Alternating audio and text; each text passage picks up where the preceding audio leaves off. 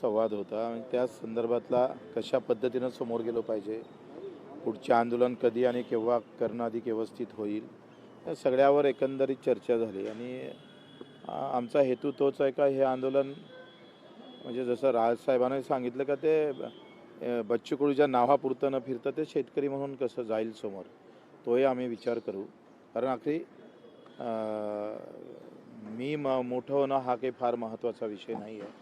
शेतकरी जो अडचणीत सापडलेला आहे आणि सरकार त्याची जे काही टिंगलबाजी करतं आहे ते फार चुकीचं आहे. देवेंद्रजी ज्या पद्धतीनं म्हणतात का दुष्काळ पडला तर मग आपण कर्जमाफीचा विचार करू आणि दुष्काळ पडायची वाटच आता सरकार शेतकऱ्यांनी पाहावं असं एकंदरीत जे चित्र उभं केलं जात आहे ही शेतकऱ्यासाठी अत्यंत दुर्दैवी गोष्ट आहे.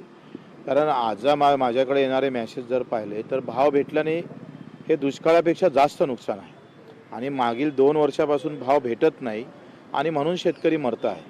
आता हे फडणवीस साहेबांच्या लक्षात आलं पाहिजे, हा विषय महत्त्वाचा आहे. म्हणून मी आमंत्रणही दिलं की आता आमची जे मराठवाड्यात यात्रा निघणार आहे त्या यात्रेत राजसाहेबांनी यावं आणि शेतकरी म्हणून संबोधित करावं. आखरी आमचं तर शेतकऱ्यांचं आमचं स्वप्न आहे का मुंबई अनेक वेळेस बंद होताना आम्ही पाहिली, ती शेतकऱ्यासाठी एक दिवस बंद राहिली पाहिजे. आमचा तो